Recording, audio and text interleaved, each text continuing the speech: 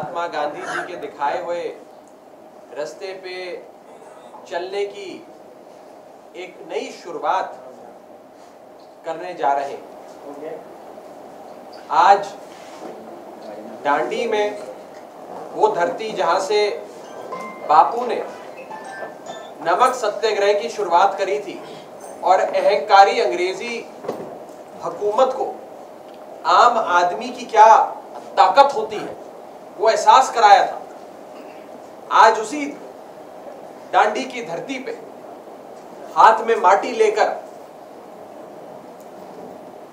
आम आदमी पार्टी के समस्त साथियों ने ये प्रण लिया है कि जैसे नमक सत्याग्रह से बापू ने अंग्रेजी हुकूमत को आम आदमी की ताकत दिखाई थी, वैसे ही आज हमने दांडी की माटी अपने हाथ में लेके गुजरात परिवर्तन सत्याग्रह की शुरुआत करी है। बापू के दिखाए गए अहिंसा और सत्य के रास्ते, ईमानदारी के रास्ते पे चलते हुए आज के गोरे अंग्रेज नहीं बल्कि काले अंग्रेजों की जो हुकूमत है, भाजपा की जो 27 साल से हुकूमत है, उसे उखाड़ फेंककर आम आदमी, आम गुजराती का शासन गुजरात में लाने की एक कोशिश और गुजरात में 27 साल से वही थकी हुई अहंकारी सरकार चल रही है। अब उस सरकार को बदलकर परिवर्तन लाने के लिए गुजरात परिवर्तन सत्याग्रह की शुरुआत आम आदमी पार्टी ने करी। ये एक ऐसा सत्याग्रह है जिसमें परिवर्तन की परिकल्पना है। भाजपा को हटाकर एक ऐसा शासन लाने की परिकल्पना है जिसमें हर गरीब से गरीब आदमी को भी विश्व स्तरीय इलाज, वर्ल्ड क्लास एजुकेशन और बुनियादी सुविधाएं जैसे बिजली और पानी मुफ्त मिलेगा और एक सम्मानजनक जीवन जीने का अधिकार मिलेगा।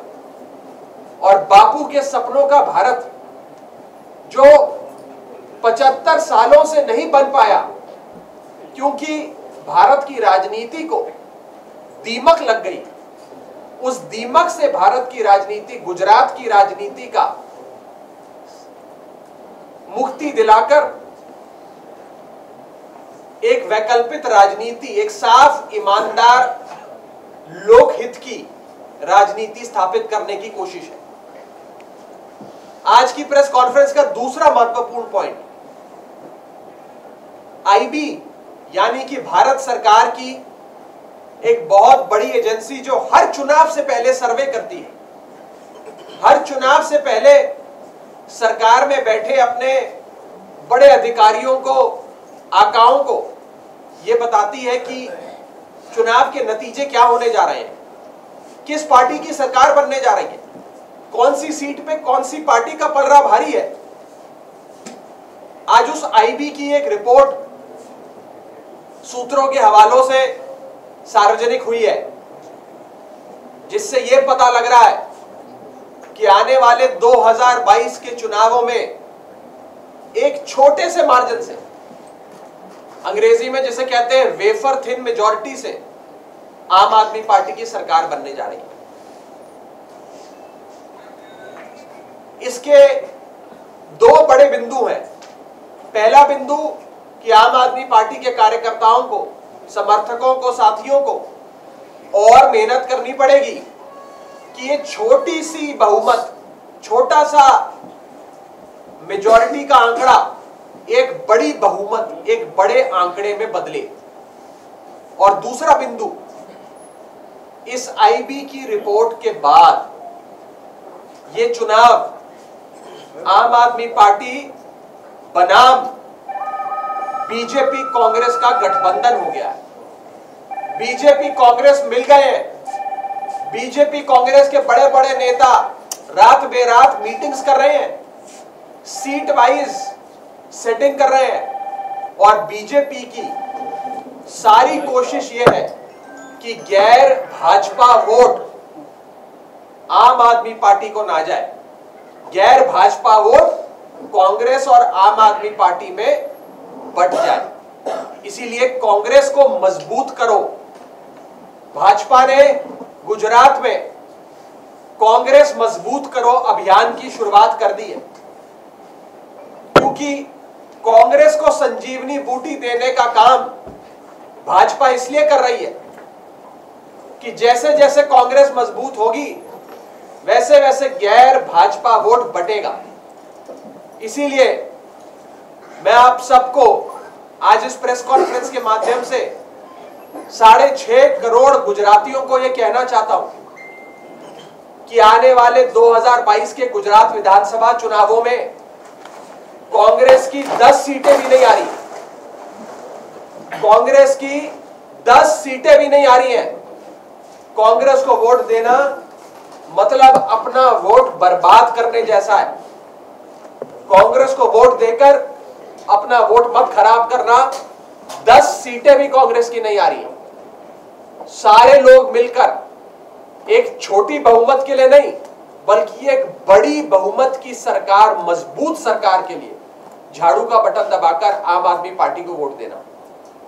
और आखिरी बिंदु आज की प्रेस कॉन्फ्रेंस का, मैं कई दिनों से गुजरात के दौरे पर हूं, गुजरात के अलग अलग इलाकों में जा रहा हूं, लोगों से मिल रहा हूं, हर जात के, हर बिरादरी के, अमीर से गरीब से, पुरुष से महिला से, वृद्ध से युवा से, सबसे मिल रहा हूं। सबके मन में 3 बातें हैं।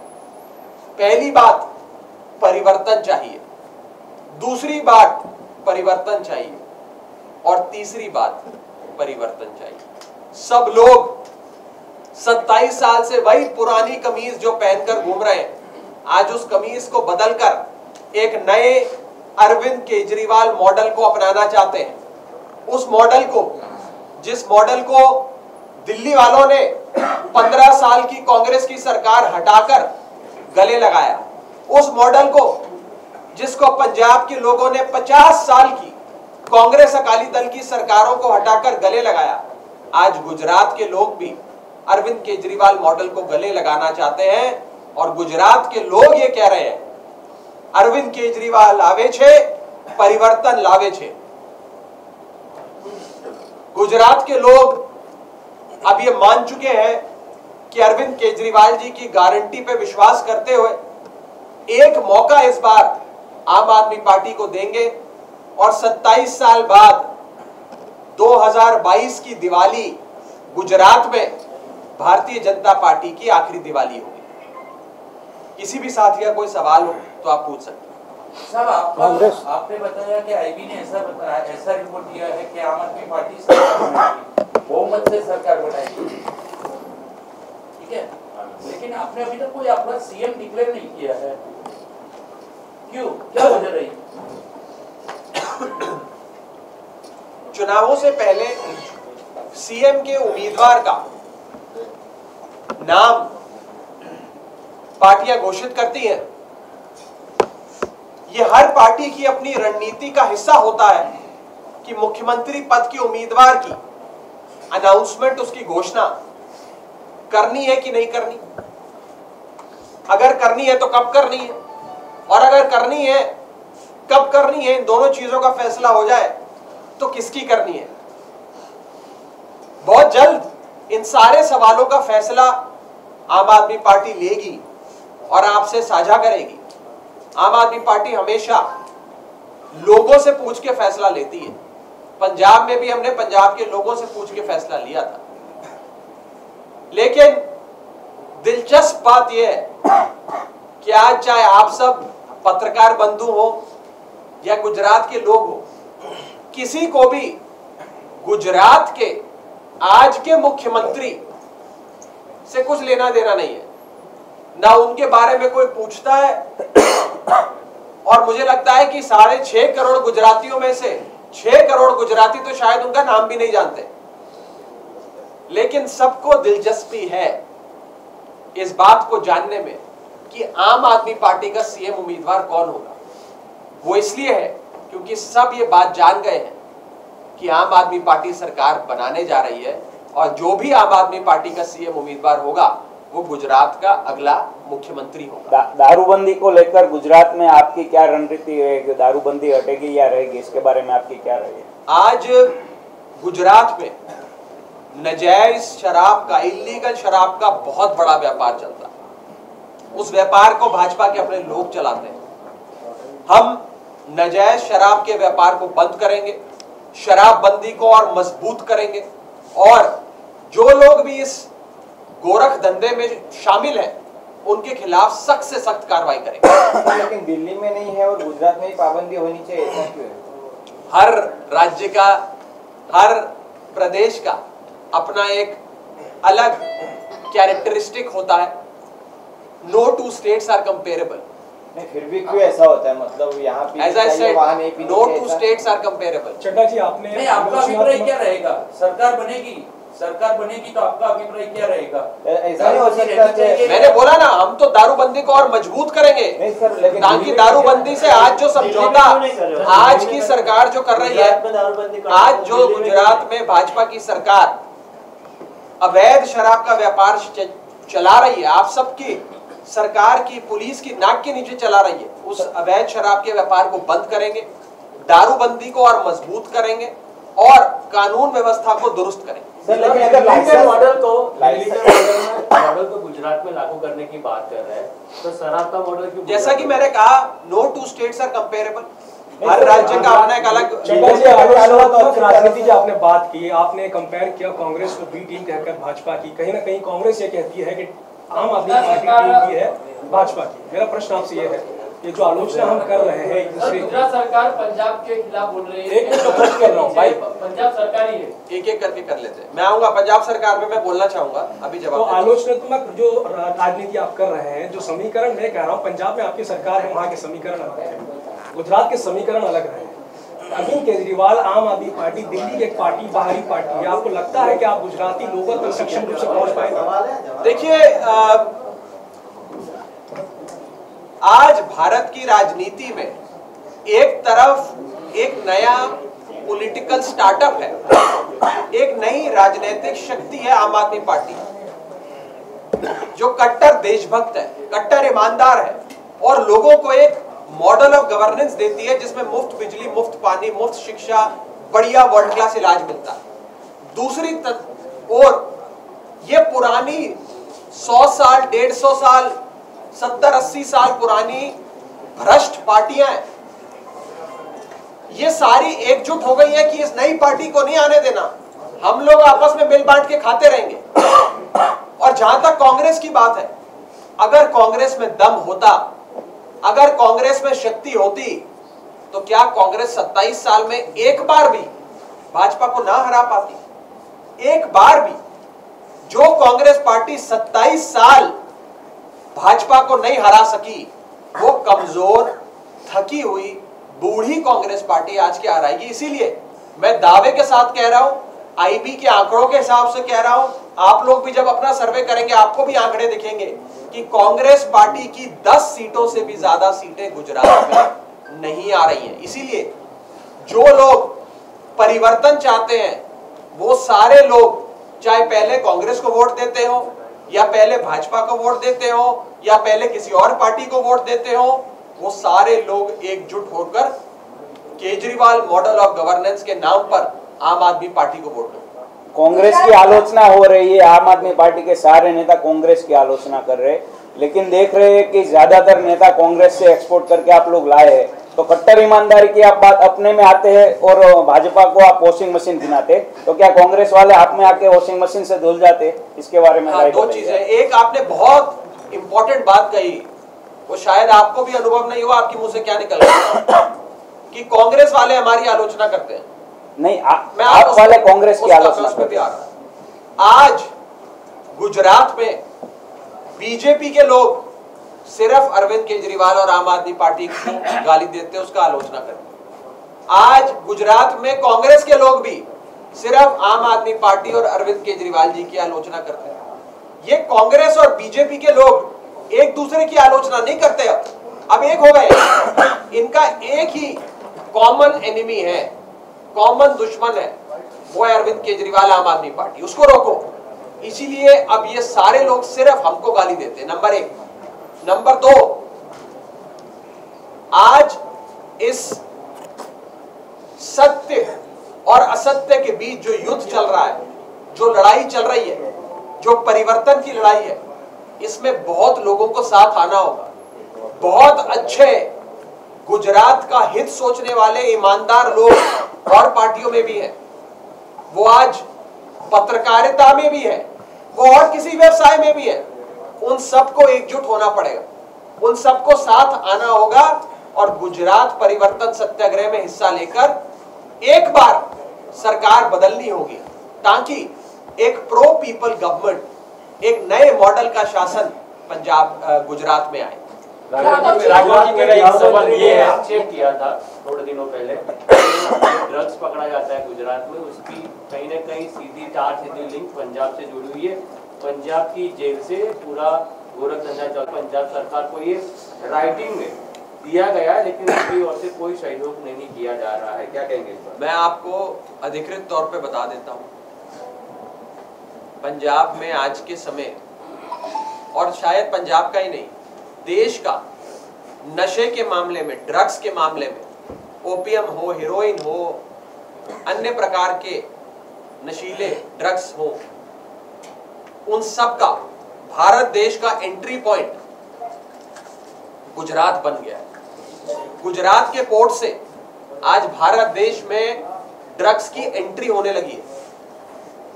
पंजाब के अंदर ड्रग्स की समस्या है, कोई इससे इनकार नहीं कर सकता। हमारा लॉ एंड ऑर्डर व्यवस्था, आम आदमी पार्टी की सरकार बने अभी 6 महीने हुए हैं, मजबूती से हम लड़ रहे हैं, लेकिन ड्रग्स की सप्लाई पंजाब हो या भारत देश हो, एक बहुत बड़ा ड्रग्स की सप्लाई का हिस्सा आज गुजरात के पोर्ट से भारत में एंट्री लेता है। और ये कोई मेरा आरोप नहीं है, इसकी सच्चाई, इसकी वास्तविकता आप सब जानते हैं। रोजाना अखबारों में, न्यूज चैनल पे आप देखते हैं कि हजारों करोड़ के ड्रग्स, हजारों किलोग्राम नशीले पदार्थ गुजरात के पोर्ट्स पे पकड़े जाते हैं, बरामद किए जाते हैं। ये कहां से आ रहे हैं?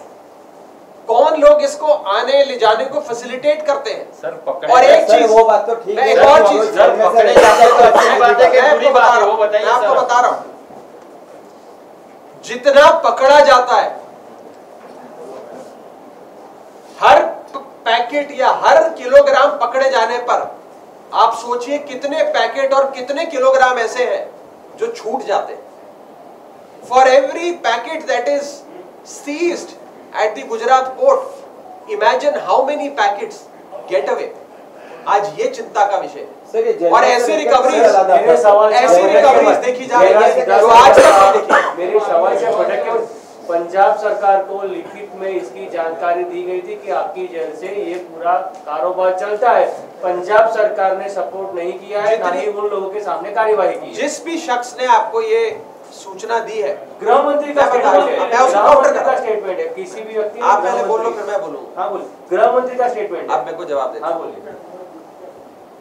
आज गुजरात में पिछले कुछ महीनों से मैक्सिमम रिकवरीज गुजरात के पोर्ट पे जो ड्रग्स की हुई, वो पंजाब पुलिस के इंटेलिजेंस विभाग के इनपुट की वजह से हुई। हमें इनपुट मिला, हमारी सरकार ने इंटरसेप्ट किया, हमने बताया कि फलानी जहाज से इतना किलोग्राम, इतना पैकेट आ रहा है, इस पैकेट में होगा, ये बंदा शायद भेज रहा है, आप इसे पकड़िए, तो वो पकड़ा गया। आज पंजाब पुलिस और पंजाब सरकार ड्रग्स सीज करने में मदद कर रही है, लेकिन इस मुद्दे से भटकिए मत। आज मुद्दा यह है कि क्या सरकार की, या सरकार में कुछ ऐसे लोग बैठे हैं, या सरकार के बाहर कुछ ऐसे लोग बैठे हैं जिन्होंने एक ऐसा सिस्टम बना दिया है कि गुजरात ड्रग्स के मामले में भारत देश का एंट्री पॉइंट बन गया। ये एक बड़ा सवाल है, एक बड़ी चिंता का विषय है। इससे राजनीति का कोई लेना देना नहीं है। राजनीति से ऊपर उठकर हमें इस सवाल के बारे में सोचना चाहिए। आप लिखित के जो डॉक्यूमेंट से दे देंगे, कॉरेस्पॉन्डेंस होता है दोनों। गुजरात के राजकारण की जो बात बात की जाए तो उसमें पाटीदार वोट बैंक सबसे ज्यादा बड़ी भूमिका निभाती आई हुई है। तो पाटीदार में आप ऐसा कोई चेहरा सामने लाएंगे कि जिनको उनको पाटीदार वोट बैंक को रिझाने के लिए? चेहरा कब लाएंगे, कैसा लाएंगे, वो तो आने वाले समय में चुनाव के नजदीक जाकर पता लगेगा। हम आपको सारी चीजें मैं समझ सकता हूँ कि सब में उत्सुकता है, मैं भी बड़ा उत्सुक हूँ, बेचैन हूँ कि कौन चेहरा होगा, कब होगा, कब अनाउंसमेंट होगा, लेकिन बताएगा। जिसने नहीं पूछा सवाल वो एक पूछ ले। सर मेरा सवाल सर ये है कि आप गुजरात में आप पार्टी शासन में आएगी ऐसा दावा करते हो, आपके जो साथीदार थे बीटीपी कंपनी जो आपको शादी के पहले ही छोड़ के चली गई, क्या वजह रही है आपसे नाराज होने की? बीटीपी पार्टी आप उनसे बुलवाए ना, वो बैठे हैं, वो भी सुन रहे हैं। मैं पार्टी की ओर से आधिकारिक जवाब दे रहा हूँ, मैं स्टेट का हेड हूँ। कैमरा घुमाना पड़ेगा। बीटीपी ने अपने आप से कैमरा घुमाना पड़ेगा ना आप। बीटीपी पार्टी ने अपने आप से ये फैसला लिया है कि वो आम आदमी पार्टी के साथ नहीं जा रहे हैं। उनके फैसले का स्वागत करते हैं। हम हमारी तरफ से 182 सीटों पे चुनाव लड़ेंगे। पर नाराजगी तो बताई नहीं। वो तो वही बता सकते वो किस चीज से नाराज है। हम तो अभी भी नाराज नहीं है, तब भी नहीं थे। जो नाराज है उनसे पूछे वो क्यों नाराज है। सर आईबी का सर्वे छोड़ दीजिए, आपका सर्वे क्या कहता है? आम आदमी पार्टी बहुत जल्द अपने सर्वे के आंकड़े भी आप सबके सामने जारी करेगी, लेकिन भारत के अंदर हर चुनाव से पहले एक ट्रेंड रहा है कि आईबी एक सर्वे जारी करती है और अक्सर आईबी का सर्वे सटीक हुआ है इस देश में। वो सर्वे राज्य की या देश की सरकार आप कराती है, खुद कराती है। उस सर्वे के जो नतीजे आए वो आज मैंने आप सबके सामने साझा किया। मैं चाहूंगा कि आज यहाँ से जब प्रेस वार्ता समाप्त हो तो हमारे सारे पत्रकार साथी, पत्रकार बंधु बीजेपी से भी इस आईबी के जो सर्वे जारी हुआ है इसके बारे में सवाल करें, उनसे पूछें। और ये मेरा विश्वास है कि वो इस बात को खुद स्वयं कबूलेंगे कि आम आदमी पार्टी अब रेस में बीजेपी से भले ही थोड़ा लेकिन आगे निकल चुकी है। बीजेपी पिछले 27 साल से यहाँ पे विकास की राजनीति करती है, विकास के मुद्दे पे वोट मांगती है। आपकी पार्टी किस मुद्दे पे वोट मांगेगी? आम आदमी पार्टी की गारंटी, जिसे हम अरविंद केजरीवाल की गारंटी कहते हैं, उसके आधार पर लोगों के मुद्दे पे वोट मांगेगी। अभी तक हमने 5 बड़ी गारंटियां लोगों के सामने रखी हैं, जिसमें बिजली गारंटी, शिक्षा गारंटी, रोजगार गारंटी, ये सारी गारंटियां गुजरात के लोगों के सामने रखी हैं।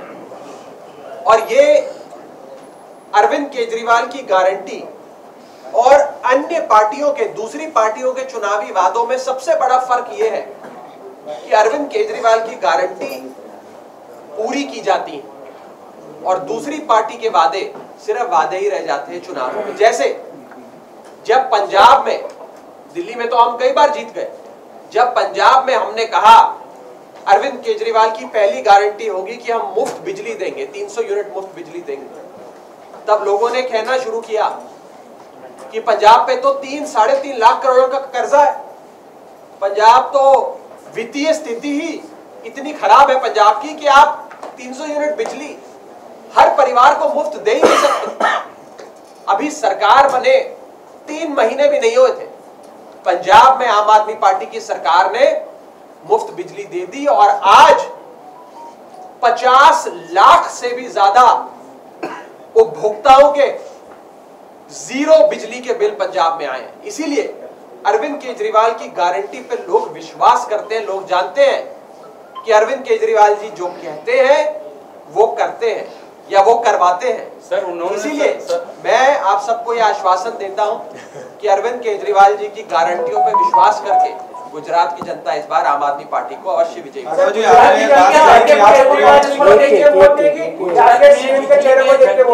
भाई गुजरात में बिजली के झटके भाजपा और कांग्रेस को लगेंगे। जब दिल्ली में हमारी सरकार बनी थी तब बड़े बड़े बिजली के कट लगा करते थे, 12-12, 18-18 घंटे बिजली नहीं आती थी। आज कई सालों की सरकार चलाने के बाद लोगों ने अपने इन्वर्टर, जनरेटर बेच दिए क्योंकि 24 घंटे 7 दिन दिल्ली में बिजली आती है। बिजली का महकमा इतनी खराब स्थिति में था कि बिजली के मोटे मोटे बिल दिल्ली में आया करते थे लेकिन बिजली नहीं आती थी। आज दिल्ली में बिजली के सारे उपभोक्ताओं के लगभग 0 बिल आते हैं। तो मेरा अक्सर ये कहना रहा है, मैं आज आपके सामने फिर कह देता हूं, आपने मुस्कुराते हुए सवाल किया कि भगवान ने मुफ्त बिजली और 24 घंटे बिजली देने का वरदान धरती पे सिर्फ एक ही आदमी को दिया है, उस आदमी का नाम है अरविंद केजरीवाल। सर, ये एक इंसिडेंट हुआ था सर, इसके बारे में सोशल मीडिया में बातें थी कि जो दिल्ली के जो सीएम पहुंचे थे, उसके बाद पंजाब के जो सीएम प्लेन में बैठे थे लेकिन उनको उतारा गया था, उसके वो इंसिडेंट क्या था एक्चुअली में? वो शराब वाला दिल्ली के सीएम पंजाब के सीएम जर्मनी गए एयरपोर्ट से उतारा गया। अरे हाँ, वही तो उस एयरलाइंस ने खुद बाकायदा प्रेस रिलीज जारी कर ट्वीट कर उस सारे विवाद का खंडन किया और कहा कि हमें इनबाउंड फ्लाइट में कोई टेक्निकल इशू था जिसकी वजह से जहाज चेंज करना पड़ा। तो लुफ्तांसा एयरलाइंस का औपचारिक बयान है। इंडस्ट्रियल इक्विप्ड स्टेट है।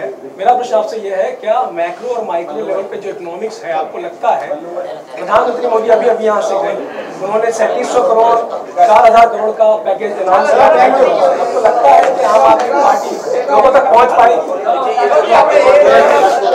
पैकेजेस असल मतलब तो जब वो जमीन पे ट्रांसलेट होते हैं उस समय, और जब ये पैकेज दिए जाते हैं तो ये सारा पैसा तो ठेकेदारों को मिलता है, आम घरों के बच्चे को, आम परिवार के गरीब आदमी के बेटे बेटियों को इस पैकेज से क्या मिल रहा है? हम आम आदमी की बात करते हैं, हम उद्योगपतियों को या कॉन्ट्रैक्टरों को पैकेज देने की बात नहीं करते। छुट्टी के दौरान लौटने में आए